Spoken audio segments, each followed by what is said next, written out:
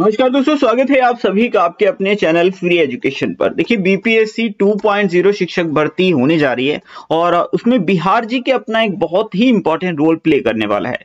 तो बीपीएससी ने अभी तक बिहार जी के से रिलेटेड जितने भी इंपॉर्टेंट क्वेश्चंस पूछे हैं प्रीवियस ईयर में, उनके बेस पर हमने बिहार जी के 1000 क्वेश्चंस का कलेक्शन किया है वन लाइनर फॉर्म में। ये हम आपको प्रोवाइड करवाने वाले हैं और इसे देखने के बाद कम से कम 5 से 7 नंबर का स्कोर आपका बढ़ जाएगा, क्योंकि बिहार का एग्जाम है और बिहार जीके ना पूछा जाए ऐसा हो ही नहीं सकता।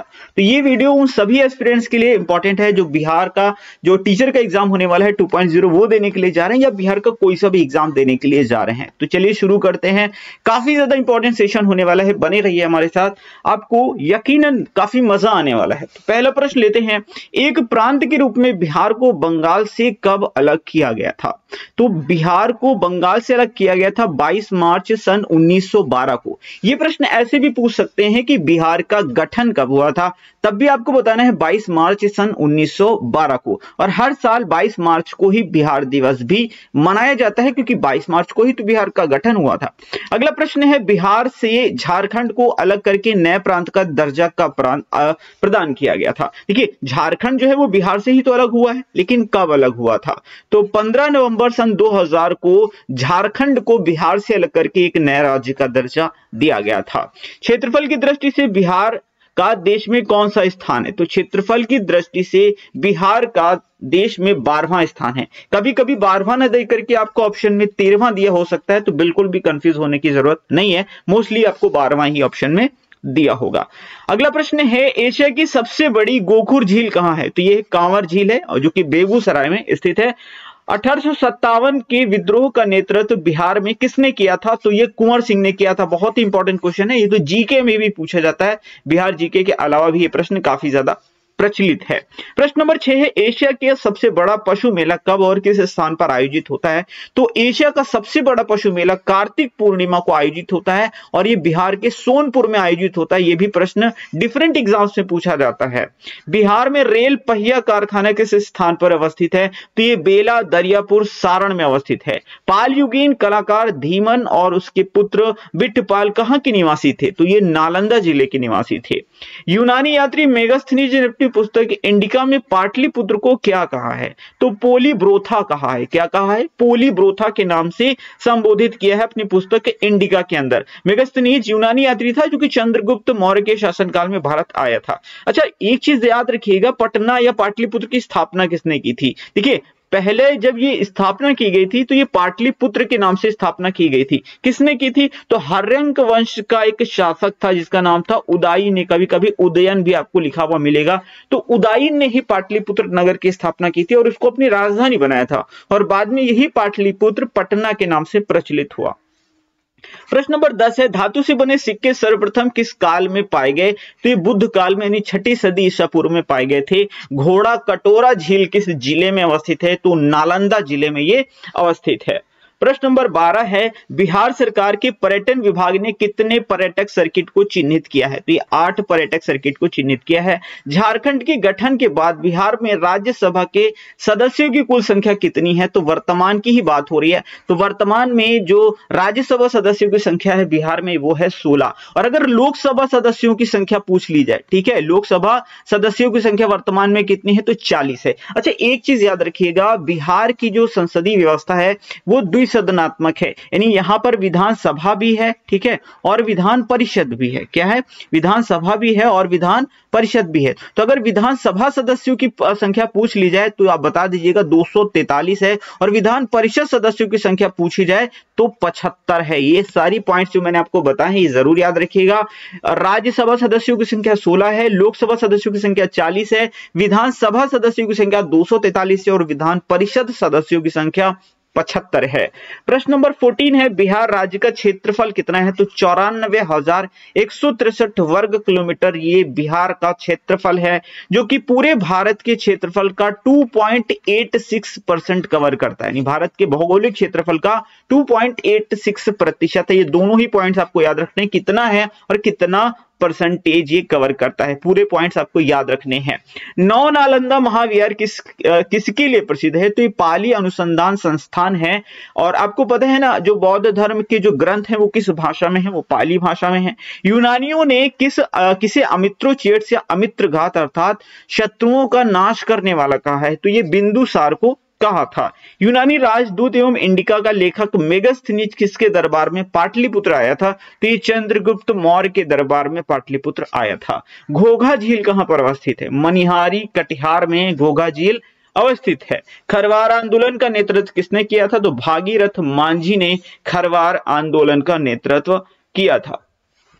प्रश्न नंबर 20 है, सुदर्शन झील का निर्माण किसने कराया था? तो चंद्रगुप्त मौर्य ने पुष्यगुप्त के द्वारा ये सुदर्शन झील का निर्माण करवाया था। खोंड जनजाति बिहार के किस क्षेत्र में निवास करती है? तो भोजपुर शाहाबाद में निवास करती है खोंड नाम की जनजाति। खुदा बख्श लाइब्रेरी की स्थापना कब हुई थी? 5 अक्टूबर 1891 में हुई थी। बिहार में लोकसभा सदस्यों की संख्या कितनी है? मैंने आपको बताई थी 40 है। कितनी है? 40 है। अगला प्रश्न है, बिहारी बाबू के नाम से किस अभिनेता को जाना जाता है? तो शत्रुघ्न सिन्हा को बिहारी बाबू के नाम से जाना जाता है। यह भी प्रश्न कई बार एग्जाम में आ चुका है। 18 से 29 अगस्त 1920 को बिहार प्रांतीय सम्मेलन का 12वां अधिवेशन कहां हुआ था? तो ये भागलपुर में हुआ था। कहां हुआ था? भागलपुर में। सभी मनुष्य मेरी संतान है, यह कथन किस शासक का है? अशोक का ये कथन है। छांदोग्य 10 पद्धति नामक पुस्तक की रचना किसने की थी? वीरेश्वर ठाकुर ने ये की थी। ये फ्रेंड्स, आगे बढ़ने से पहले एक इंपॉर्टेंट इंफॉर्मेशन दे देता हूं। देखिए, जो आपको जो भाग 2 आने वाला है आपके एग्जाम्स में, उसमें आपका 40 नंबर का जीके जीएस से रिलेटेड क्वेश्चंस पूछे जाएंगे।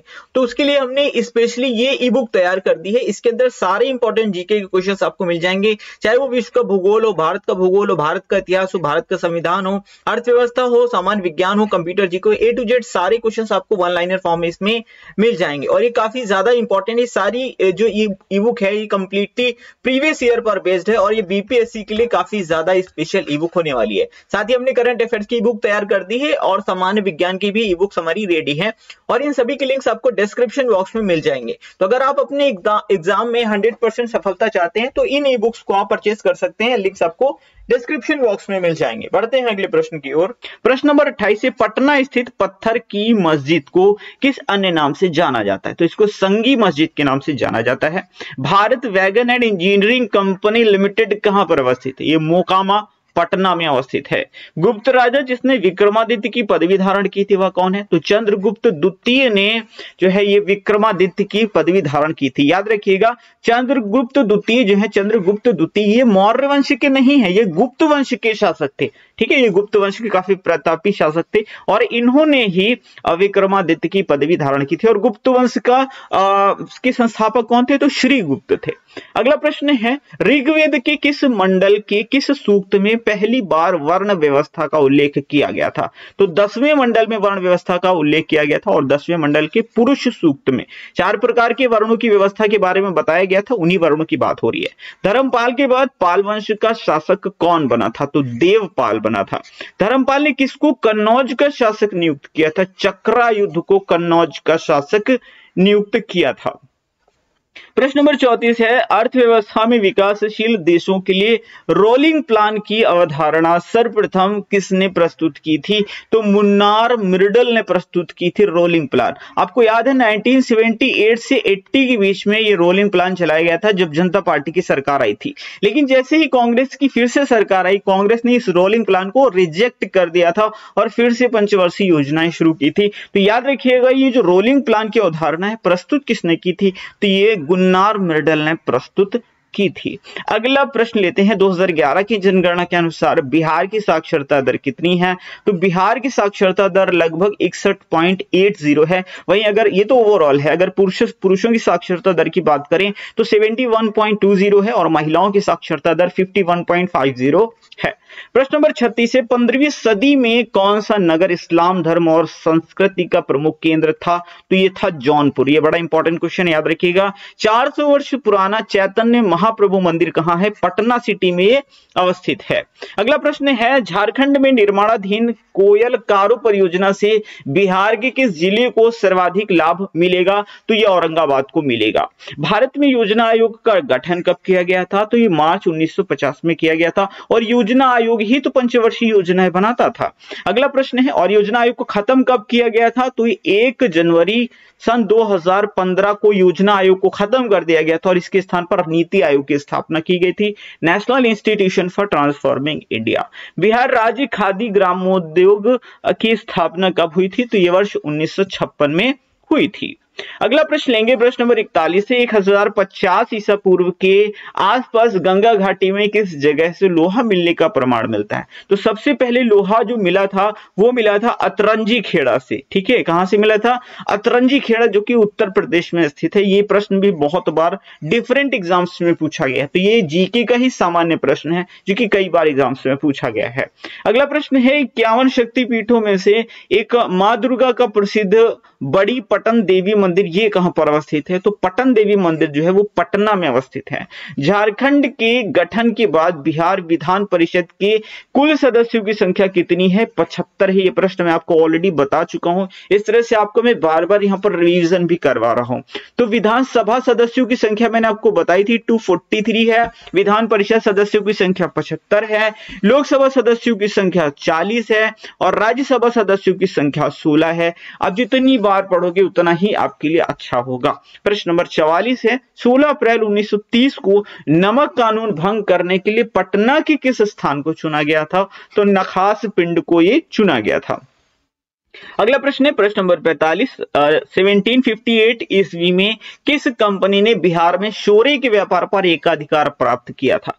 तो अंग्रेजी ईस्ट इंडिया कंपनी ने शोरे के व्यापार पर एकाधिकार प्राप्त किया था। शोरा मतलब KNO3, फॉर्मूला क्या होता है शोरे का? KNO3, पोटेशियम नाइट्रेट होता है।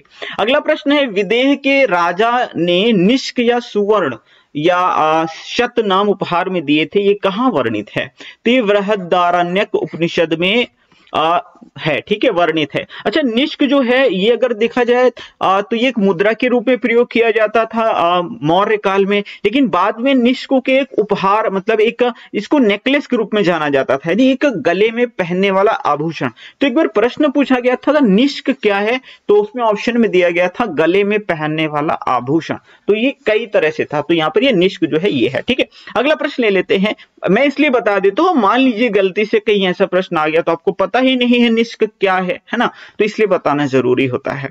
अगला प्रश्न है, 1829 अगस्त 1920 को बिहार प्रांतीय सम्मेलन के 12वें अधिवेशन की अध्यक्षता किसने की थी? तो ये डॉक्टर राजेंद्र प्रसाद ने की थी। दोस्तों, अगर वीडियो आपको पसंद आ रहा हो, मेहनत अच्छी लग रही हो और हमारे क्वेश्चंस जो हमने बहुत मेहनत से आप लोगों के लिए निकाल के लाए हैं, तो प्लीज वीडियो को लाइक जरूर कर दीजिएगा और बने रहिएगा वीडियो के अंत तक, यकीनन आपको इससे फायदा होने वाला है। अगला प्रश्न है, 1830 के दशक में पटना नगर किस धार्मिक आंदोलन का केंद्र था? तो वहाबी आंदोलन का केंद्र था। यह भी प्रश्न बहुत पूछा जाता है कि वहाबी आंदोलन किस राज्य से संबंधित है? सीधा बताइएगा, बिहार से संबंधित है। वहाबी आंदोलन किस दशक में चलाया गया था? 1830 की बात है जब वहाबी आंदोलन चलाया गया था। प्रश्न नंबर 49 है, 2011 की जनगणना के अनुसार बिहार की कितनी प्रतिशत जनसंख्या नगरों में निवास करती है? तो 11.30%, यानी सिर्फ 11% के लगभग जनसंख्या जो है वो शहरों में निवास करती है, नगरों में निवास करती है। बाकी की जो जनसंख्या है वो कहां? वो ग्रामीण क्षेत्रों में निवास करती है। प्रश्न नंबर 50 है, 1857 ईस्वी के विद्रोह का नेतृत्व बिहार में कुंवर सिंह की मृत्यु के बाद किसने किया था? अमर सिंह ने किया था। देखिए, सीधा प्रश्न ये पूछा जाता है कि 1857 के विद्रोह का नेतृत्व बिहार से किसने किया था? तो ये कुंवर सिंह ने किया था। ये प्रश्न 90% केसेस में पूछा जाता है। अगर क्वेश्चन पेपर को कठिन बनाना होता है तब ये क्वेश्चन पूछता है बीपीएससी कि कुंवर सिंह की मृत्यु के बाद ये नेतृत्व किसने किया था, तब आप बताओगे कि अमर सिंह ने किया था। मैंने पूरी कोशिश की है कि हर वो क्वेश्चन लेकर के आऊं जो बीपीएससी आपसे पूछ सकता है और आपको हर हाल में उसका जवाब देना भी है। बिहार में लोकसभा में अनुसूचित जाति के लिए आरक्षित सीटों की संख्या कितनी है? 6 है। ये बहुत ज्यादा इंपॉर्टेंट क्वेश्चन है, याद रखिएगा। अगला प्रश्न है, बरौनी तेल शोधक कारखाने को किस तेल क्षेत्र से पाइपलाइन द्वारा जोड़ा गया है? तो ये नहर कटिया असम से जोड़ा गया है। झारखंड के गठन के बाद बिहार विधानसभा के कुल सदस्यों की संख्या कितनी है? तो बिहार विधानसभा सदस्यों की संख्या 243 है। आई होप अभी तक तो आपको याद हो चुका होगा, अब गलती मत करना, ठीक है। मैंने कई बार बता दिया ये प्रश्न। यूनेस्को की विश्व विरासत सूची में हाल ही में बिहार के किस स्थल को शामिल किया गया था? तो नालंदा महाविहार को शामिल किया गया था। बुद्ध स्मृति पार्क का निर्माण कहां किया गया? तो पटना में बुद्ध स्मृति पार्क का निर्माण किया गया था। प्रश्न नंबर 56 है, किस खनिज संसाधन के उत्पादन पर बिहार का एकाधिकार है? तो पाइराइट का एकाधिकार है। किस अधिनियम के द्वारा बंगाल और बिहार में भूमि पर काश्तकारों को अधिकार दिया गया था? तो ये था बंगाल काश्तकारी अधिनियम सन 1885। और 1885 में एक खास काम हुआ था, क्या? कांग्रेस की स्थापना हुई थी, A.O. ह्यूम ने की थी। अगला प्रश्न है 1899 से सन 1900 में मुंडा आंदोलन के नेता कौन थे? तो बिरसा मुंडा थे। अच्छा देखिए, आप कहोगे सर ये तो झारखंड का है, लेकिन याद रखो झारखंड बिहार का ही तो हिस्सा था। वर्ष 2000 मैंने आपको बताया ना, 15 नवंबर सन 2000 को ही झारखंड को अलग किया गया। उसके पहले झारखंड और बिहार तो एक अखंड बिहार के रूप में जाना जाता था। अगला प्रश्न है, बेगूसराय, मुंगेर, पूर्णिया, कटिहार को किस वर्ष नगर निगम का दर्जा दिया गया था? तो वर्ष 2009 में इन्हें नगर निगम का दर्जा दिया गया था। प्रश्न नंबर 60 है, 1916 में लखनऊ के कांग्रेस अधिवेशन में बिहार के प्रतिनिधि के रूप में कौन सम्मिलित हुए थे? तो राजकुमार शुक्ल और ब्रजकिशोर प्रसाद इसमें सम्मिलित हुए थे। 1921 में गांधी जी ने पटना में किस कॉलेज की स्थापना की थी? तो बिहार विद्यापीठ की स्थापना की थी। क्वेश्चन नंबर 62 है, 1922 ईस्वी में चित्तरंजन दास की अध्यक्षता में कांग्रेस का 37वां अधिवेशन बिहार के किस शहर में आयोजित किया गया था? तो ये गया में आयोजित किया गया था, और गया बिहार का सबसे गर्म स्थान के रूप में जाना जाता है। अगला प्रश्न लेते हैं, एनटीपीसी के नियंत्रणाधीन कहलगांव ताप विद्युत संयंत्र बिहार राज्य के किस जिले में स्थित है? तो ये भागलपुर में स्थित है। इंपॉर्टेंट है, याद रखिएगा। प्रश्न नंबर 64 है, 1934 में पटना में अंजुमन इस्लामिया हॉल में औपचारिक रूप से किस पार्टी के गठन की घोषणा की गई थी? तो ये भारतीय कांग्रेस समाजवादी पार्टी की घोषणा की गई थी। 1934 की बात है। कांवर झील किस जिले में अवस्थित है? तो बेगूसराय में कांवर झील अवस्थित है। बिहार के किस जिले में बेरिलियम पाया जाता है? तो बेरिलियम जो है एक तत्व है जो कि गया में पाया जाता है। अगला प्रश्न है, पटना विश्वविद्यालय का प्रथम गैर सरकारी वाइस चांसलर किसे नियुक्त किया गया था? तो सच्चिदानंद सिन्हा को नियुक्त किया गया था। 1940 ईस्वी में किस स्थान पर भारतीय राष्ट्रीय कांग्रेस का 53वां अधिवेशन हुआ था? तो रामगढ़ झारखंड में हुआ था। भारत छोड़ो आंदोलन में राजेंद्र प्रसाद को किस जेल में रखा गया था? तो ये बांकीपुर जेल में रखा गया था। बांकीपुर जेल है कहां पर? तो ये पटना में स्थित है।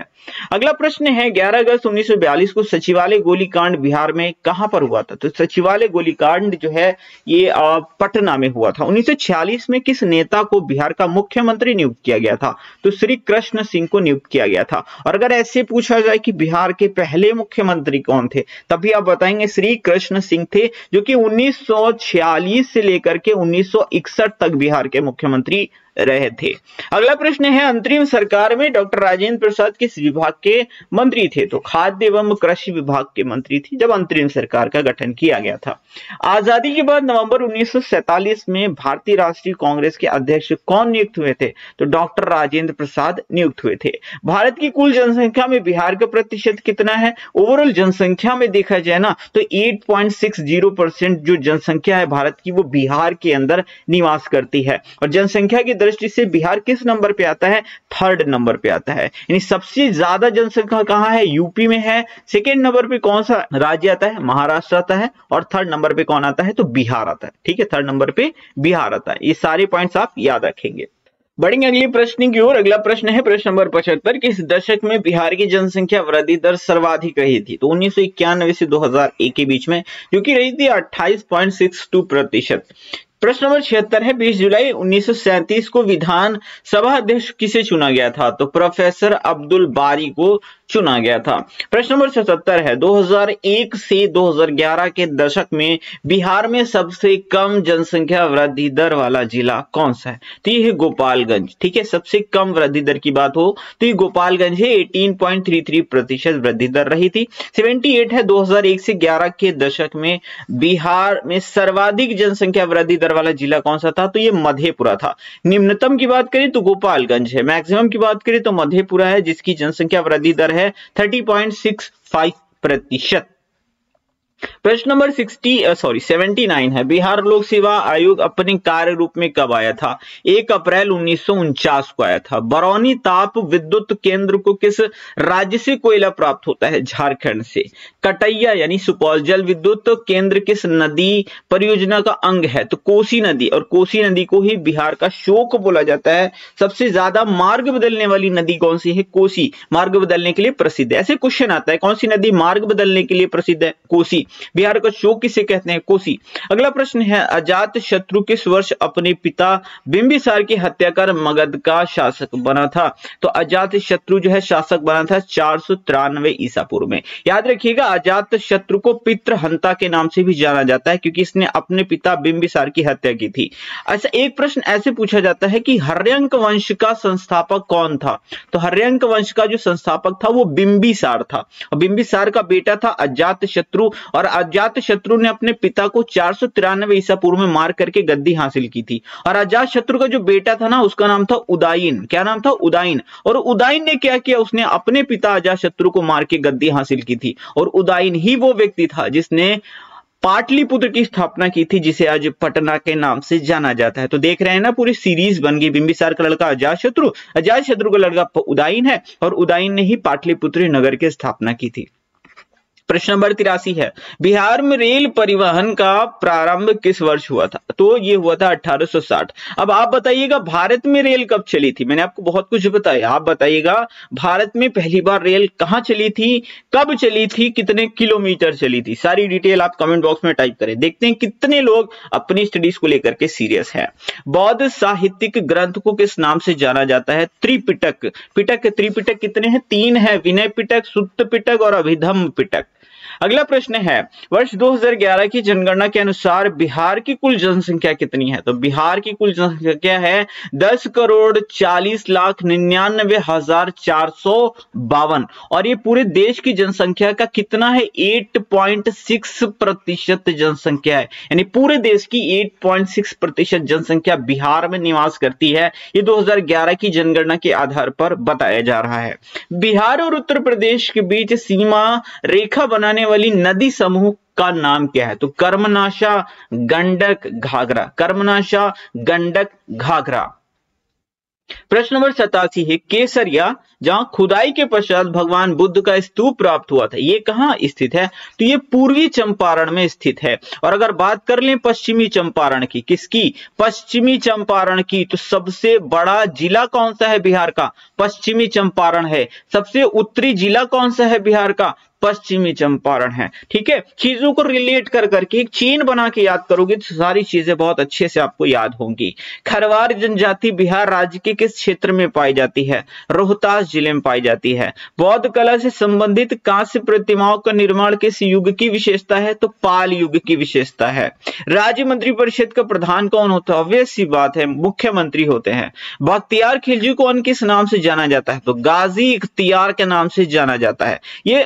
ये प्रश्न इंपॉर्टेंट क्यों है? क्योंकि बख्तियार खिलजी का नाम इंपॉर्टेंट इसलिए है, बख्तियार खिलजी ने जो नालंदा विश्वविद्यालय है उसको तुड़वा दिया था, और नालंदा विश्वविद्यालय की स्थापना किसने की थी? तो कुमार गुप्त ने की थी। ठीक है, गुप्त वंश का प्रतापी शासक था कुमार गुप्त, नालंदा विश्वविद्यालय की स्थापना उसने की थी। लेकिन ये दुष्ट बख्तियार खिलजी था, इसने उस नालंदा विश्वविद्यालय को नष्ट कर दिया था, इसलिए इसका नाम प्रसिद्ध है और काफी ज्यादा चर्चा में रहता है, और यहां से प्रश्न भी पूछा जाता है। सीधा सीधा प्रश्न आता है, नालंदा विश्वविद्यालय को किसने नष्ट किया था? तो बख्तियार खिलजी ने नष्ट किया था, और इसे ही गाजी इख्तियार के नाम से भी जाना जाता है।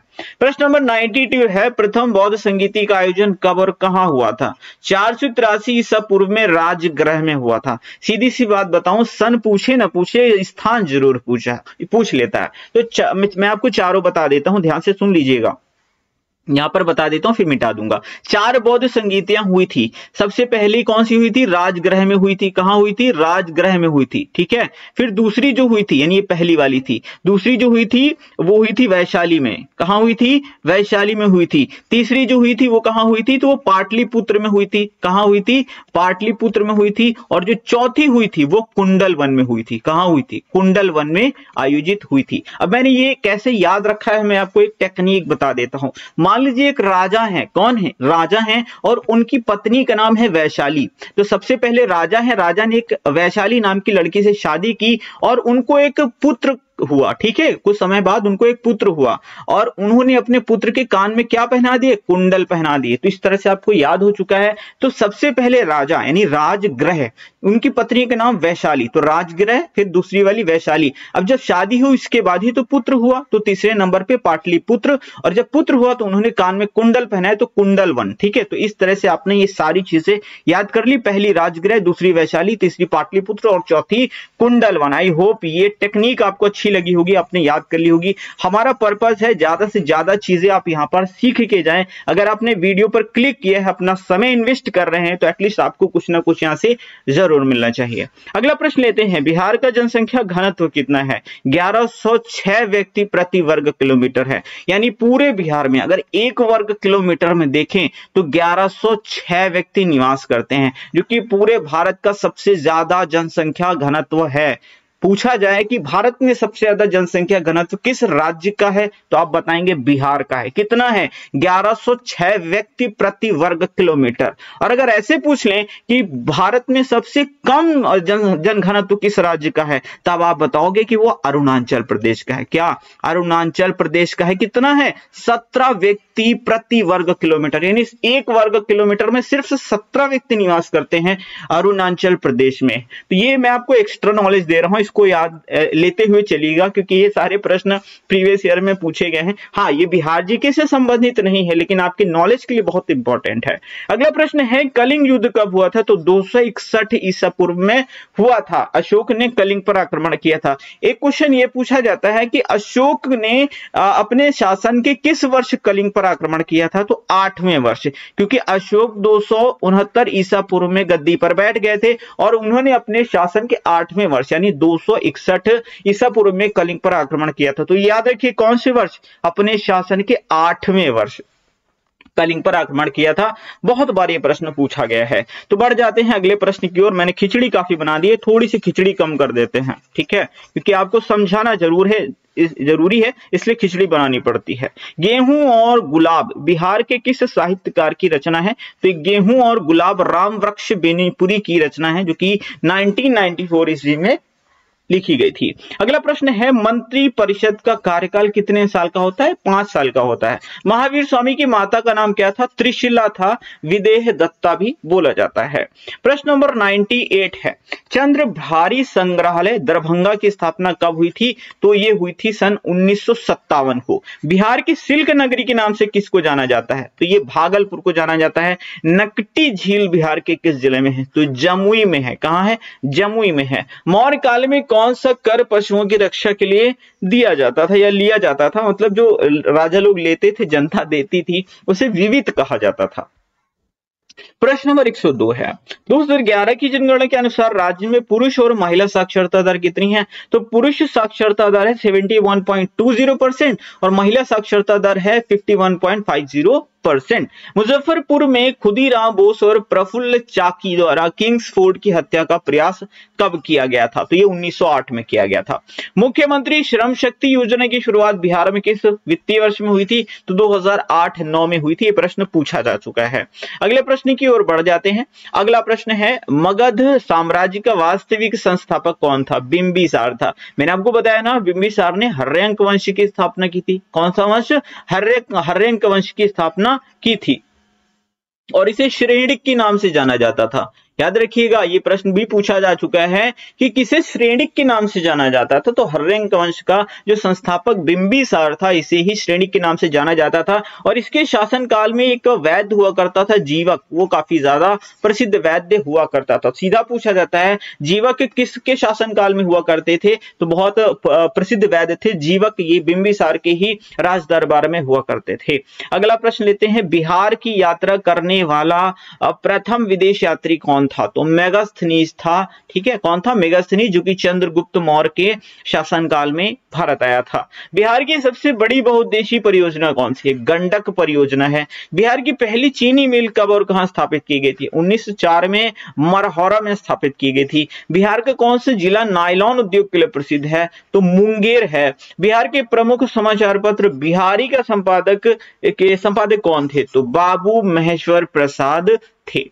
अगला प्रश्न है, बसाड़ से प्राप्त मुहर में ध्रुव स्वामिनी को किसकी पत्नी बताया गया है? तो चंद्रगुप्त द्वितीय को ध्रुव स्वामिनी की पत्नी बताया गया है। और ऐसे भी पूछा गया है कि किस मुहर से ध्रुव स्वामिनी के प्रमाण प्राप्त हुए हैं? तो बसाड़ मुहर से। ठीक है, ये भी याद रखिएगा। ऐसे मतलब कोई भी क्वेश्चन घुमा के आपसे पूछेगा इतने में से ही। बिहार में प्राकृत और जैन शास्त्र शोध संस्थान कहां है? तो ये बिहार की राजधानी पटना में सिचुएटेड है। 2011 की जनगणना के अनुसार सर्वाधिक ग्रामीण जनसंख्या वाला जिला कौन सा है? तो सबसे ज्यादा ग्रामीण जनसंख्या निवास करती है समस्तीपुर में। यानी अगर समस्तीपुर में पूरी 100% में देखा जाए ना, तो 96.54%, लगभग 96.5% जनसंख्या जो है गांवों में ही निवास करती है, बाकी की जो है वो शहरों में निवास करती है।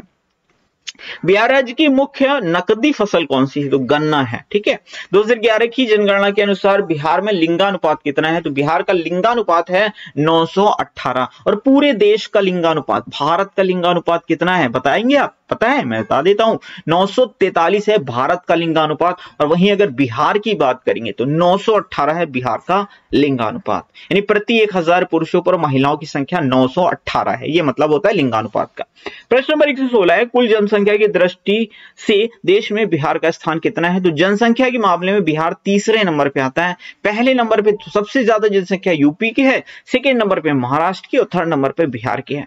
जैन धर्म के 24वें तीर्थंकर महावीर स्वामी के माता पिता किनके शिष्य थे? तो ये पार्श्वनाथ के शिष्य थे। और आपको पता होना चाहिए जो 23वें गुरु थे, ठीक है, जैन धर्म के 23वें गुरु पार्श्वनाथ ही तो थे। पहले गुरु ऋषभनाथ थे, 23वें गुरु पार्श्वनाथ और 24वें गुरु महावीर स्वामी थे। और महावीर स्वामी के जो माता पिता थे वो पार्श्वनाथ के ही शिष्य हुआ करते थे। अगला प्रश्न है, और ये अंतिम गुरु थे महावीर स्वामी। 27 नवंबर सन 1940 को बिहार के प्रथम व्यक्तिगत सत्याग्रही कौन थे? तो श्री कृष्ण सिंह। ठीक है, यही बिहार के मुख्यमंत्री भी थे पहले वाले, और यही प्रथम व्यक्तिगत सत्याग्रही थे। अच्छा, एक जनरल क्वेश्चन ले लिया जाए कि अगर पूछ लिया जाए कि ये जो व्यक्तिगत सत्याग्रह है किसने शुरू किया था, तो आप सीधा बताओगे गांधी जी ने शुरू किया था। ठीक है, किसने? गांधी जी ने शुरू किया था। अगर ये पूछा जाए कि प्रथम व्यक्तिगत सत्याग्रही कौन थे, प्रश्न बहुत पूछे गए हैं, ध्यान से सुन लीजिएगा। तो प्रथम सत्याग्रही विनोबा भावे थे। कौन थे? विनोबा भावे थे। मैं ओवरऑल बात कर रहा हूं, ठीक है, अभी मैं बिहार से थोड़ा हट गया हूं। विनोबा भावे थे। और दूसरे सत्याग्रही कौन थे? तो पंडित नेहरू थे। ठीक है, अगर बिहार के प्रोस्पेक्ट की बात करेंगे तो प्रथम सत्याग्रही श्री कृष्ण थे। ठीक है, मैं आपको इस चीज से रिलेटेड क्वेश्चन इसलिए बताता हूं क्योंकि ऐसे क्वेश्चन यकीनन आपको देखने के लिए मिलेंगे। ठीक है, और जब आपको मिलेंगी तब आपको शायद मेरी याद जरूर एक बार आएगी कि मैंने फ्री एजुकेशन चैनल पे समीर सर का वीडियो देखा था। 322 ईसा पूर्व में किस शासक ने मगध नरेश घनानंद को पराजित कर नंदवंश को समाप्त किया था? तो चंद्रगुप्त मौर्य ने नंदवंश को समाप्त कर दिया था। नंदवंश का संस्थापक कौन था? महापद्म नंद था। कौन था? महापद्म नंद। और नंदवंश का अंतिम शासक कौन था? तो ये घनानंद था। कभी कभी धनानंद भी लिखा हुआ मिल जाता है, तो परेशान मत होना। इस घनानंद को मार के चंद्रगुप्त मौर्य ने नंदवंश को समूल विनाश कर दिया था और मौर्य वंश की स्थापना की थी ये चंद्रगुप्त मौर्य ने। अगला प्रश्न है, भारत की कुल जनसंख्या में बिहार का प्रतिशत अंश कितना है? तो ये है कितना? 8.60%। मैं आपको बता भी चुका हूं। अगला प्रश्न है, 4 जनवरी सन 1915 को गणेश शंकर विद्यार्थी ने किसान समस्या पर किस नाम से एक लेख प्रकाशित किया था? तो ये चंपारण में अंधेरा नाम से एक लेख प्रकाशित किया था। अगला प्रश्न है, 483 ईसा पूर्व में गौतम बुद्ध के मृत्यु के समय किस भिक्षु ने कहा था आज हम मुक्त हो गए हैं? तो ये सुभद्र ने कहा था। अच्छा, याद रखिएगा, कभी कभी ये पूछा जाता है कि गौतम बुद्ध के प्रथम शिष्य कौन थे या आनंद जो थे इनके सबसे प्रिय शिष्य थे। अगर ऐसे पूछा जाए कि गौतम बुद्ध के सबसे प्रिय शिष्य कौन थे, तो ये आनंद थे। और अंतिम शिष्य कौन थे, ऐसा भी क्वेश्चन आ चुका है, तो आप बताएंगे सुभद्र या सुभद्र गौतम बुद्ध के अंतिम शिष्य थे।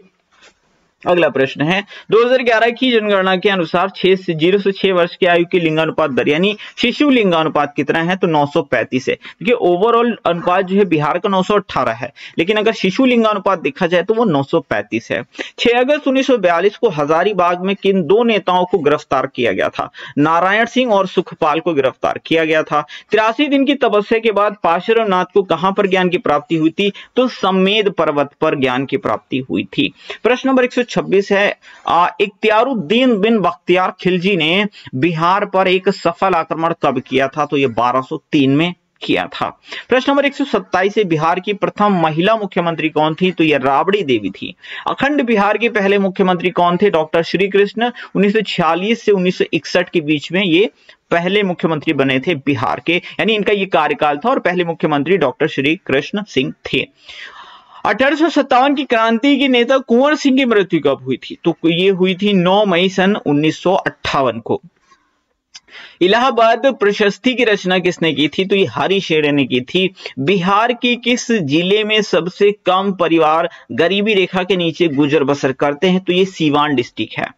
अगला प्रश्न है इल्तुतमिश ने बिहार में किसे अपना प्रथम सूबेदार नियुक्त किया था? तो मलिक जानी को नियुक्त किया था। किसको? मलिक जानी को नियुक्त किया था। इल्तुतमिश कौन था? तो ये गुलाम वंश का ही शासक था। इल्तुतमिश जो है कुतुबुद्दीन ऐबक का क्या था? दामाद था। गुलाम भी था और दामाद था, और इल्तुतमिश को ही गुलामों का गुलाम कहा जाता है। एक प्रश्न सीधा आता है कि गुलामों का गुलाम किसको कहते हैं? तो इल्तुतमिश को कहते हैं। और इसने बिहार में अपना प्रथम सूबेदार मलिक जानी को नियुक्त किया था। बड़ा इंपॉर्टेंट प्रश्न है।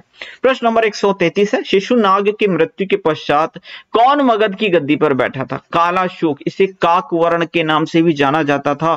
और जो दूसरी बौद्ध संगीति थी उसका भी आयोजन कालाशोक के ही तो शासनकाल में हुआ था। अब आप बताओ दूसरी बौद्ध संगीति का आयोजन कहां हुआ था? तो आप कहोगे सर पहले तो राजा, फिर उसकी पत्नी वैशाली, यानी पहला राजगृह दूसरा वैशाली, फिर उनको एक पुत्र हुआ पाटलिपुत्र, और उन्होंने अपने पुत्र के कान में कुंडल पहना दिए, तो कुंडलवन कश्मीर है ना। तो इस तरह से आपको याद हो चुका है। तो दूसरी बौद्ध संगीति हुई थी कालाशोक के शासनकाल में। पहली बौद्ध संगीति किसके शासनकाल में हुई थी? तो वो हुई थी अजातशत्रु के शासनकाल में। ठीक है, आगे हम लोग बढ़ते जाएंगे, चीजें आप पढ़ते जाएंगे। अच्छा मैं आपको बता देता हूं 4 बौद्ध संगीति हुई थी। कहां हुई थी मैंने आपको याद करवा दिया। किसके शासनकाल में हुई थी मैं ये भी याद करवा सकता हूं, आपको करवा देता हूं। एक याद रखिएगा। क्या याद रखोगे? एक मतलब अक्षय कुमार, 2 बार अक्षय कुमार हो गया। तो ए फॉर होता है अजातशत्रु, के फॉर होता है कालाशोक, फिर ए फॉर होता है अशोक, फिर होता है ये आपका कनिष्क। यानी पहली वाली होती है किसके शासनकाल में? आप कहोगे अजातशत्रु। दूसरी वाली होती है के फॉर कालाशोक, तीसरी वाली होती है अशोक के शासनकाल में, और चौथी वाली होती है कनिष्क के शासनकाल में। तो कहां हुई मैंने ये भी याद करवा दिया, और कौन मतलब किसके शासनकाल में हुई थी ये भी मैंने याद करवा दिया, है ना। कितना मजेदार। इसी बात पे वीडियो को लाइक कर दीजिए, दोस्तों के साथ में शेयर करना मत भूलिएगा, और पहली बार है तो सब्सक्राइब करिए। ऐसे बहुत सारी वीडियोस मैं आपको यहाँ पर प्रोवाइड करवाने वाला हूँ। प्रश्न नंबर 134 है ईसा पूर्व 6ठी सदी में विश्व की प्रथम गणतंत्रात्मक व्यवस्था कहां थी? तो ये वैशाली में थे। याद रखिएगा 16 महाजनपद थे और उनमें गणतंत्रात्मक व्यवस्था कहां थी? वैशाली में थी। ये सामान्य जीके में भी बहुत ज्यादा प्रश्न पूछा जाता है, और बिहार जीके के प्रोस्पेक्टिव से तो इंपॉर्टेंट है ही। अगला प्रश्न लेते हैं प्रख्यात कवि विद्यापति कहां के निवासी थे? तो ये बेनीपट्टी मधुबनी के निवासी थे। 1905 में बंगाल विभाजन के बाद किस आंदोलन की शुरुआत हुई थी? तो स्वदेशी आंदोलन की शुरुआत हुई थी। लोगों ने जो है कपड़े वपड़े जला दिए थे, विदेशी कपड़े विदेशी सामान का बहिष्कार किया था। तो ये था स्वदेशी आंदोलन जो कि सन 1905 में चलाया गया था। अगला प्रश्न है बंगाल से बिहार को पृथक कराने में महत्वपूर्ण भूमिका निभाने वाले सच्चिदानंद सिन्हा बिहार बंगाल और ओडिशा लेजिस्लेटिव असेंबली के सदस्य कब बने थे? ये 1920 में बने थे। बख्तियार खिलजी की हत्या किसने और कब की थी? ये की थी अली मर्दान खिलजी ने 1206 के अंदर। अगला प्रश्न है 2011 की जनगणना के अनुसार बिहार की दशकीय वृद्धि दर कितने प्रतिशत रही थी? तो ये दशकीय वृद्धि दर जो है ये 2011 के बेस पे बताई जा रही, मैंने लिख तो रखा है। तो ये 25.07% थी। अगला प्रश्न है प्रश्न नंबर 140, बख्तियार खिलजी ने कब लक्ष्मण सेन की राजधानी नादिया पर आक्रमण किया था? तो 1203-1204 में हत्या मतलब आक्रमण किया था और इसकी हत्या 1206 में हुई थी। ये मैंने आपको अभी आगे बताया था, मतलब पीछे बताया था। अगला प्रश्न है प्रश्न नंबर 141 है, बौद्ध धर्म के संस्थापक गौतम बुद्ध गृह त्याग के उपरांत सर्वप्रथम कहां गए थे? तो अलार कलाम के आश्रम पर गए थे। एक चीज मैं आपको बताऊं, ये अलार कलाम जो कि ये आश्रम का है वैशाली में। एक प्रश्न ये पूछा जाता है कि गौतम बुद्ध के प्रथम गुरु कौन थे? तो आप बताओगे अलार कलाम। कौन थे? अलार कलाम। और अगर पूछ ले कि गौतम बुद्ध के दूसरे गुरु कौन थे? तो आप बताओगे रामपुत्र। क्या थे? रामपुत्र जो थे ये गौतम बुद्ध के दूसरे गुरु थे। और पहले कौन थे? अलार कलाम थे। प्रश्न नंबर 142 है, बिहार में टिन खनिज किस जिले में मिलता है? तो गया में मिलता है। टिन का फॉर्मूला क्या होता है? जैसे कि आपने बताया ऑक्सीजन का O होता है, नाइट्रोजन का N होता है, टिन का क्या बता सकते हो? टिन का होता है SN। क्या होता है? SN। ये होता है सिंबल बोलते हैं ना, टिन का सिंबल होता है SN। आप कहोगे सर सही में? हाँ भाई सही में, चेक कर लो गूगल पे। ठीक है। अगला प्रश्न है 2011 की जनगणना के अनुसार बिहार में महिला साक्षरता दर कितने प्रतिशत है? 51.50% है। अगला प्रश्न लेते हैं, मगध साम्राज्य का उत्कर्ष किस शताब्दी में हुआ था? तो ईसा पूर्व 6ठी शताब्दी में हुआ था मगध का उत्कर्ष। अगला प्रश्न है, मगध शब्द का प्रथम उल्लेख कहां मिलता है? तो अथर्ववेद में मिलता है। बिहार लोक शिकायत निवारण अधिकार अधिनियम का गठन कब किया गया था? तो 28 अगस्त सन 2015 को। प्रभावती महिला पुस्तकालय कहां है? तो पटना में है। बिहार की प्राचीन यूनिवर्सिटी का नाम क्या है? तो नालंदा यूनिवर्सिटी है और इसकी स्थापना कुमारगुप्त प्रथम ने की थी। अगला प्रथम है, बरौनी तेल शोधक कारखाना कब स्थापित किया गया था? तो ये कब किया गया था? 1966 में स्थापित किया गया था। बिहार का प्रथम अंग्रेजी समाचार पत्र कौन सा था? तो द बिहार हेराल्ड था। बरौनी तेल शोधक कारखाने की स्थापना किस देश के सहयोग से की गई थी? तो ये सोवियत संघ और रोमानिया के सहयोग से की गई थी। मगध साम्राज्य का सबसे छोटा राज्य कौन सा था? तो ये था कलिंग। अगला प्रश्न है, बांका जिले की बौंसी में स्थित मंदार पहाड़ी से किस शासक का अभिलेख प्राप्त हुआ है जिसमें तालाब खुदवाने और विष्णु की प्रतिमा स्थापित करने का वर्णन है? तो ये आदित्य सेन। अगला प्रश्न 154 है, 2011 की जनगणना के अनुसार 6 वर्ष से कम उम्र के बच्चों की संख्या कितने प्रतिशत है? अगर देखा जाए 2011 की जनगणना के अनुसार तो बिहार के अंदर 6 वर्ष से कम आयु के बच्चों की जो जनसंख्या है वो है 17.90%। कोटेश्वर नाथ का शिव मंदिर कहां है? तो ये जहानाबाद में स्थित है। बिहार स्कूल ऑफ योगा मुंगेर की स्थापना किसने की थी? तो ये स्वामी दयानंद सरस्वती ने की थी। प्रश्न नंबर 157 है, बांकीपुर पटना में कांग्रेस अधिवेशन की स्वागत समिति के अध्यक्ष कौन थे? तो मौलाना मजरुल हक थे।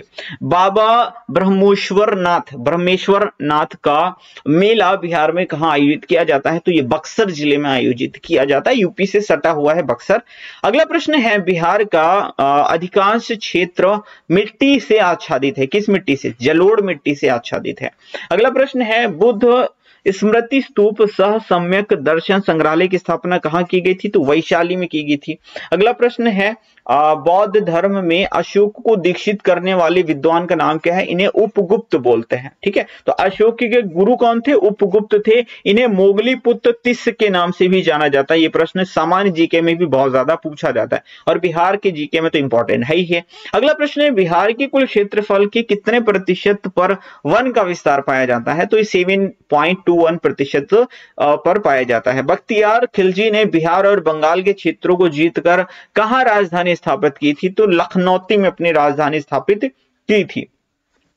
प्रश्न नंबर 164 है, 2011 की जनगणना के अनुसार बिहार में कितनी प्रतिशत जनसंख्या ग्राम और नगरों में निवास करती है? तो 88.70% जनसंख्या ग्रामीण क्षेत्रों में निवास करती है, वहीं 11.30% जनसंख्या नगरीय क्षेत्रों में निवास करती है। अब आंकड़े देख के तो पता चल रहा है कि बिहार की मोस्टली जनसंख्या जो है वो ग्रामीण क्षेत्रों में निवास करती है। बौद्ध धर्म किस तरह का धर्म है? तो ये अनीश्वरवादी है, मतलब ये इसमें मतलब ईश्वर में विश्वास नहीं रखता। ठीक है, बौद्ध धर्म कहता है कि कोई ईश्वर नहीं है। ठीक है, कि मतलब होता है अनीश्वरवाद का, किस जिले को वर्मी कंपोस्ट का जिला कहा जाता है? तो बेगूसराय को कहा जाता है। बिहार के किस स्थान पर भगवान बुद्ध को ज्ञान प्राप्त हुआ था? बोध गया।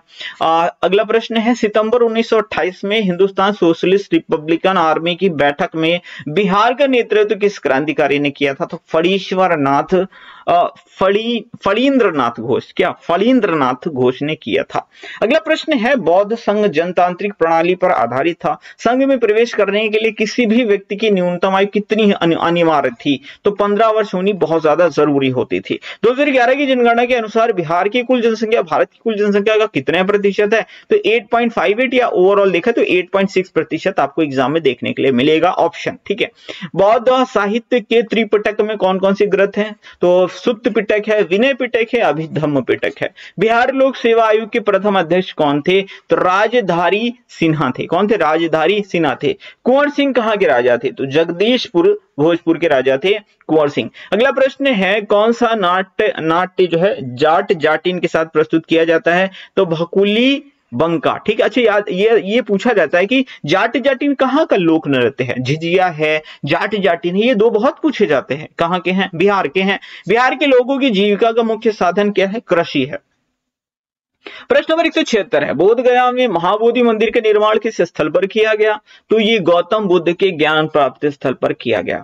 गांधी जी का चंपारण सत्याग्रह किससे रिलेटेड है? तिनकठिया से रिलेटेड है। देखिए, गांधी जी ने अपना कैरियर ही शुरुआत कहां से किया था? बिहार से शुरू किया था। यानी गांधी जी का जो पहला आंदोलन था वो था चंपारण सत्याग्रह, वर्ष 1917 में चलाया था। ठीक है, गांधी जी ने शुरू किया था। तिनकठिया व्यवस्था क्या थी? तो देखिए, जो वो थे, क्या बोलते हैं, अंग्रेज, वो क्या कहते थे कि 3/20 भाग पे, क्या 3/20 भाग पे आपको नील की खेती करनी होगी। क्या? नील की खेती मजबूर करते थे किसानों को नील की खेती करने के लिए, और उस नील का बहुत कम दाम भी देते थे। और नील की खेती करने का नुकसान ये होता था, जहां पे नील की खेती हो जाती थी वहां की जो जमीन की उर्वरा शक्ति थी वो छीड़ होने लगती थी, खत्म होने लगती थी। इसलिए किसान इसका विरोध कर रहे थे, लेकिन अंग्रेज जबरदस्ती करवा रहे थे। इसलिए गांधी जी ने आंदोलन शुरू किया था, चंपारण सत्याग्रह, और किसान और जो अंग्रेज थे उनकी ऐसी की तैसी कर दी थी। बिहार राज्य की पहली रेलवे का नाम क्या था? तो ये था ईस्ट इंडिया रेलवे। 2011 की जनगणना के अनुसार सर्वाधिक जनघनत्व वाला जिला कौन सा है? शिवहर। कौन सा है? शिवहर। और इसका जनघनत्व है कितना? तो यह 1180 प्रति व्यक्ति प्रति वर्ग किलोमीटर। ठीक है, व्यक्ति 1180 व्यक्ति प्रति वर्ग किलोमीटर, प्रति व्यक्ति नहीं होगा, व्यक्ति प्रति वर्ग किलोमीटर, यहाँ पे प्रति लगेगा। ठीक है, इधर का उधर हो गया। तो याद रखिएगा, सबसे ज्यादा जनघनत्व कहाँ का है? शिवहर का है। और सबसे छोटा जिला भी शिवहर ही है। ठीक है, बिहार का सबसे बड़ा जिला पश्चिमी चंपारण, बिहार का सबसे छोटा जिला कौन सा है? शिवहर है। और इस छोटे से जिले के अंदर सबसे ज्यादा जनघनत्व है कितना? 1180 व्यक्ति प्रति वर्ग किलोमीटर। अगला प्रश्न है, न्यूनतम जनघनत्व वाला जिला कौन सा है? तो यह है कैमूर। यहां पर मात्र 488 व्यक्ति प्रति वर्ग किलोमीटर निवास करते हैं। सर्वाधिक जनसंख्या दशकीय वृद्धि दर वाला जिला कौन सा है? तो मधेपुरा है। यहाँ की दशकीय वृद्धि दर है 31.12%। 182 न्यूनतम जनसंख्या दशकीय वृद्धि दर वाला जिला है गोपालगंज, जहां की दशकीय वृद्धि दर है 19.02%। बिहार सरकार द्वारा नई विज्ञापन नीति 2016 का गठन कब किया गया था? तो ये 12 सितंबर सन 2016 को किया गया था। बिहार स्टूडेंट क्रेडिट कार्ड योजना कब शुरू हुई थी? 2 अक्टूबर सन 2016 को। चीनी साहित्य के अनुसार बुद्ध का जन्म कब हुआ था? तो ये 563 ईसा पूर्व में हुआ था, और 483 ईसा पूर्व में गौतम बुद्ध की मृत्यु हुई थी, और गौतम बुद्ध कुल 80 वर्ष तक जीवित रहे थे। ठीक है, कुशीनगर में मृत्यु हुई थी गौतम बुद्ध की। अगला प्रश्न है, काकोलत झरना किस जिले में अवस्थित है? तो ये नवादा जिले में अवस्थित है। कांग्रेस सोशलिस्ट पार्टी की प्रथम बैठक कहां हुई थी? तो ये पटना में हुई थी। अगला प्रश्न है, मंजूषा अंग प्रदेश की किस प्रचलित लोक कथा पर आधारित है? तो ये बिहुला विषहरी कथा पर आधारित है। बुद्ध को ज्ञान प्राप्ति के लिए राजगृह में कौन गुरु मिले थे? रुद्रक रामपुत्र। और मैंने आपको बताया था जो गौतम बुद्ध के प्रथम गुरु थे वो कौन थे? वो थे अलार कलाम। कौन थे? अलार कलाम। और गौतम बुद्ध के जो दूसरे गुरु थे वो कौन थे? तो वो रुद्रक रामपुत्र थे। और गौतम बुद्ध को ज्ञान प्राप्ति के लिए राजगृह में यही गुरु मिले थे और ये गौतम बुद्ध के दूसरे गुरु के रूप में प्रचलित हैं, जाने जाते हैं। एग्जाम में कई बार प्रश्न पूछा गया है। प्रश्न नंबर 190 है, महावीर स्वामी की पुत्री का विवाह किसके साथ हुआ? जमाली। यानी महावीर स्वामी के जो दामाद थे उनका नाम था जमाली। अगला प्रश्न है, बिहार के कौन कौन जिले दक्षिणी सीमा पर झारखंड से स्पर्श करते थे? तो करते हैं, मतलब 8 जिले स्पर्श करते हैं, भागलपुर, बांका, जमुई, नवादा, गया, औरंगाबाद, रोहतास और कटिहार। एक बार मैप को अपनी नजरों के सामने रखिएगा, ज्यादा समझ में आएगा।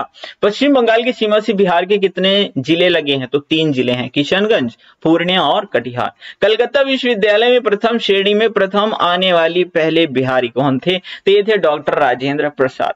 अगला प्रश्न है, बिहार राज्य के पहले मुख्यमंत्री कौन थे? श्री कृष्ण सिंह। ठीक है, कब से कब तक रहे थे? 1946 से 1961 के बीच में। अगला प्रश्न है, उत्तर प्रदेश की सीमा से बिहार के कितने जिले लगे हुए हैं? तो 8 जिले, रोहतास, कैमूर, बक्सर, भोजपुर, सारण, सीवान, गोपालगंज और पश्चिमी चंपारण।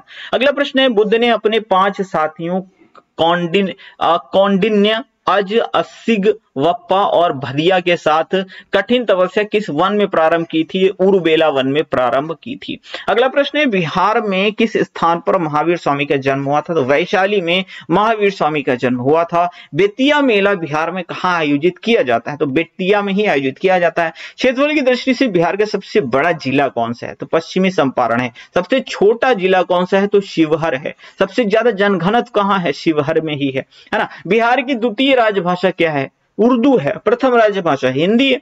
अगला प्रश्न है, बेगूसराय के खोदामपुर में किसकी पहल पर वर्मी कंपोस्ट की इकाई लगाई गई थी? Doctor R K. सोहाने के रिकमेंडेशन पर। अगला प्रश्न है, राष्ट्रीय आंदोलन के दौरान बलदेव प्रसाद ने महाधिवक्ता के पद से कब त्यागपत्र दिया था? तो ये 1942 में दिया था। क्षेत्रफल की दृष्टि से बिहार का सबसे छोटा जिला कौन सा है? शिवहर है। सबसे बड़ा कौन सा है? पश्चिमी चंपारण है। अगला प्रश्न है, ब्रह्मयोनी पहाड़ी कहां पर अवस्थित है? तो गया जिले में अवस्थित है। गया जो है वो बिहार का सबसे दक्षिणी जिला है। गया जो है वो बिहार का सबसे गर्म जिला है। ये सारे प्रश्न याद रखिएगा। मौर्य वंश का अंतिम शासक कौन था? तो वृहद्रथ था। मौर्य वंश की स्थापना किसने की थी? चंद्रगुप्त मौर्य ने की थी। और अंतिम, ये वाला बहुत पूछा जाता है, वृहद्रथ वाला। ठीक है, अंतिम शासक कौन था? वृहद्रथ। कर्णाट वंश का संस्थापक कौन था? तो नान्य देव था। बिहार के सबसे उत्तरी जिला कौन सा है? पश्चिमी चंपारण। बिहार के सबसे दक्षिणी जिला कौन सा है? गया है। बिहार के सबसे पश्चिमी जिला कौन सा है? कैमूर है। और बिहार के सबसे पूर्वी जिला कौन सा है? किशनगंज है। तो आप इसको इस तरह से याद रख लीजिए। यहां पर कौन सा है? ये पश्चिमी चंपारण हो गया। ठीक है, और ये गया यहां पर आ जाता है दक्षिण में। ठीक है, फिर आप देखोगे पश्चिम में कौन सा है, यानी इस साइड में, तो ये कैमूर आता है। कौन सा आता है? कैमूर आता है। और किशनगंज जो है एकदम सबसे पूर्वी जिला है, किशनगंज। ठीक है, तो याद रखिए कि बड़ा इंपॉर्टेंट है। राइटिंग बनाने का टाइम नहीं मेरे पास, इसलिए राइटिंग नहीं बनाऊंगा। ठीक है, ककोलत मेला बिहार में कहां पर आयोजित किया जाता है? तो ये नवादा में आयोजित किया जाता है। प्रश्न नंबर 212 है, बिहार का सर्वाधिक वर्षा वाला जिला कौन सा है? किशनगंज। कौन सा है? किशनगंज। और किशनगंज ही कहां है? सबसे पूर्व में अवस्थित है। बिहार में सर्वाधिक शाखा किस बैंक की है? तो स्टेट बैंक ऑफ इंडिया की शाखाएं हैं सबसे ज्यादा। स्टेट बैंक की स्थापना कब हुई थी? 1955 में हुई थी। ठीक है, अगला प्रश्न लेंगे, बड़गांव जो कि, अच्छा ये नहीं बताया, कर्मनाशा नदी गंगा में किस स्थान पर मिलती है? तो चौसा के उत्तर में मिलती है। बड़गांव जो कि राजगीर से 11 किलोमीटर की दूरी पर स्थित है, जहां प्राचीन नालंदा महाविहार के अवशेष मिला है। इसकी खोज किसने की थी? कनिंघम ने की थी। बिहार का सबसे गर्म स्थान कौन सा है? गया है। इसी वीडियो में आपको कई बार बता चुका हूं, अब तक तो याद हो गया होगा। कलिंग युद्ध अशोक के शासन के किस वर्ष लड़ा गया था? तो ये 8वें वर्ष लड़ा गया था।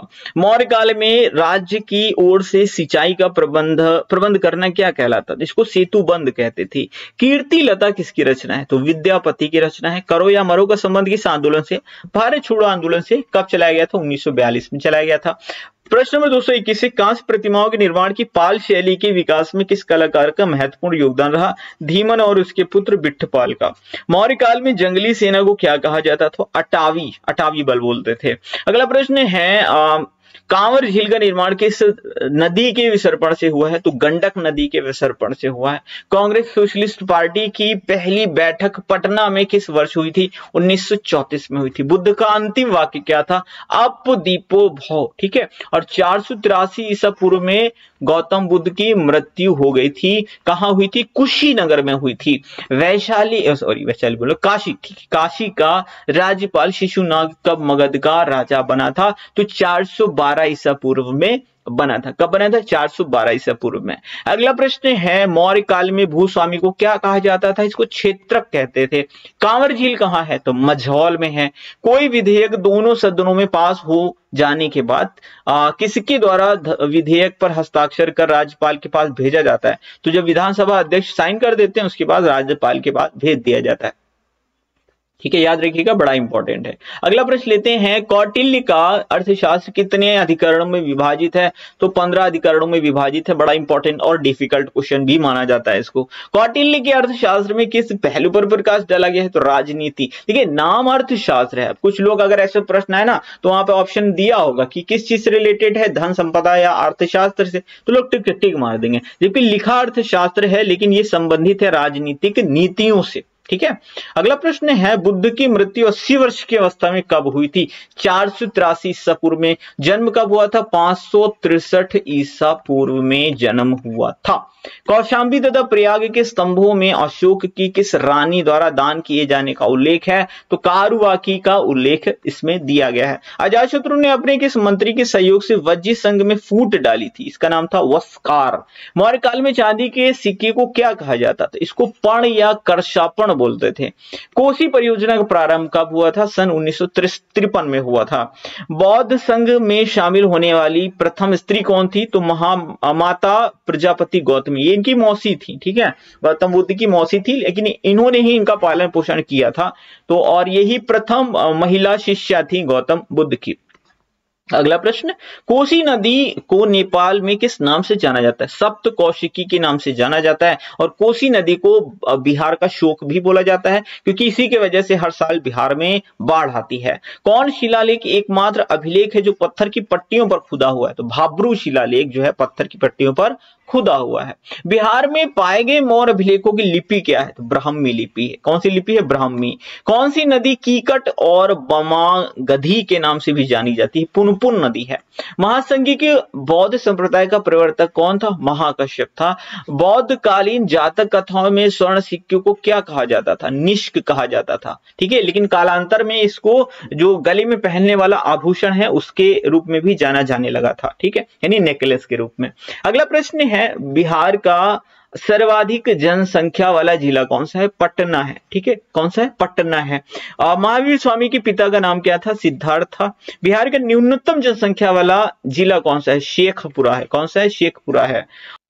अगला प्रश्न है, कौन सी बात बौद्ध और जैन धर्म में समान नहीं है? तो ये आत्मदमन जो है समान नहीं है। देखिए, ये आत्मदमन क्या होता है? इसका मतलब होता है अपने आप को ही मार देना, ठीक है। देखिए, जैन धर्म में ये आत्मदमन की प्रथा है। मतलब क्या है? इसको बोलते थे सल्लेखना विधि। क्या बोलते थे?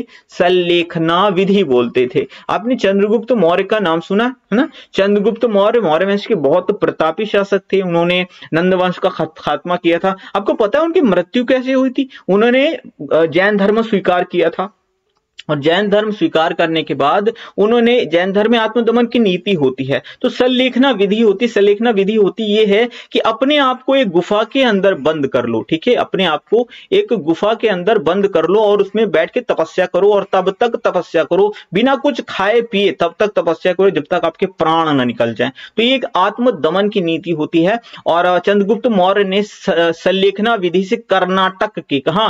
कर्नाटक के श्रवण बेलगोला में इसी सल्लेखना विधि से अपने प्राण त्यागे थे, ठीक है। तो लेकिन बौद्ध धर्म इसे सपोर्ट नहीं करता था। यही अंतर है, ठीक है। समान नहीं आत्मदमन की नीति। अगला प्रश्न है, बिहार में सर्वाधिक साक्षरता दर वाला जिला कौन सा है? तो ये रोहतास है और यहाँ की साक्षरता दर 73.37% है। न्यूनतम साक्षरता दर वाला जिला पूर्णिया है। ये भले मत याद रखो, कोई दिक्कत नहीं, लेकिन ये जरूर याद रखो, ठीक है। मौर्य काल में रेशम कहां से मंगाई जाती थी? तो चीन से मंगाई जाती थी। तो ये आज मैं 250 क्वेश्चन यहाँ पर रखता हूं, बाकी के नेक्स्ट पार्ट में हम कवर कर लेंगे। बैक टू बैक ये सारी पार्ट आपको प्रोवाइड करने की कोशिश कोशिश की जा रही है, क्योंकि एग्जाम बहुत करीब है, 7 तारीख से एग्जाम शुरू है। उम्मीद करता हूं ये वाला पार्ट तो आपको डेफिनेटली पसंद आया होगा और आपने काफी ज्यादा इसको एंजॉय भी किया होगा। वीडियो को लाइक, शेयर और सब्सक्राइब जरूर कर दीजिएगा और अपना वैल्यूएबल फीडबैक कमेंट बॉक्स में जरूर से जरूर टाइप करिएगा। मिलते हैं अगले पार्ट में। Thank you for watching.